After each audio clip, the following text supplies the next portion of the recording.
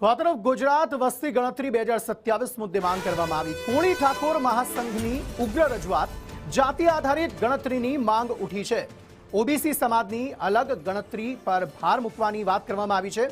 Registrar જનરલને આવેદનપત્ર આ મામલે પાઠવવામાં આવ્યું છે। સેન્સસ કમિશનરને સત્તાવાર આ મામલે રજૂઆત કરાઈ છે।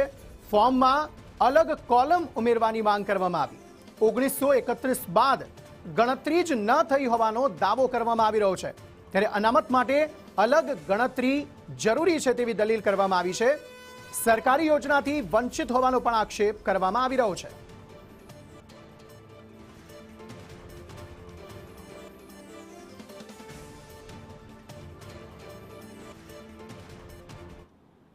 સમગ્ર મામલે વધુ માહિતી સાથે સંવાદદાતા નિર્મલ દવે જોડાઈ ગયા છે।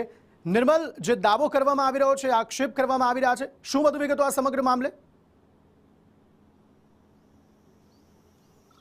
જો મૂળભૂત રીતે કહેવામાં આવે તો આ પત્રની અંદર ઉલ્લેખ એવો કરવામાં આવે છે કે વર્ષ 1931 બાદ ઓબીસી સમાજની ગણતરી નથી કરવામાં આવી। હવે આવા સંજોગોમાં 1931 થી લઈને અત્યારે ચાલી રહ્યું છે 2026, આમ કુલ 95 વર્ષોથી ઓબીસી સમાજની વસ્તી કેટલી છે તેની કોઈ ગણતરી નથી કરવામાં આવી તેવી સીધી વાત, સીધો અર્થ કાઢી શકાય। અને આ જ કારણોસર ઓબીસી સમાજની જો વસ્તી ગણતરી કરવામાં આવે તો સંખ્યામાં ઘણો બધો વધારો થઈ શકે છે તેવો આશા અને તેવી અપેક્ષા આ પત્રની અંદર કરવામાં આવી છે।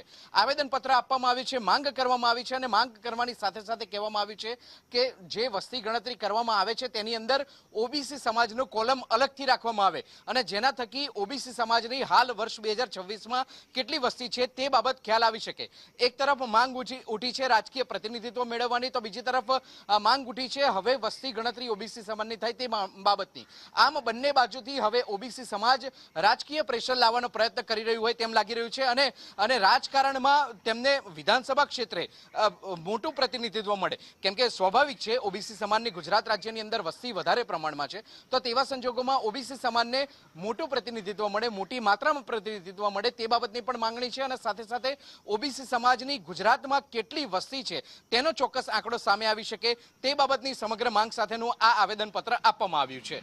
આભાર નિર્મલ, સમગ્ર માહિતી આપવા માટે।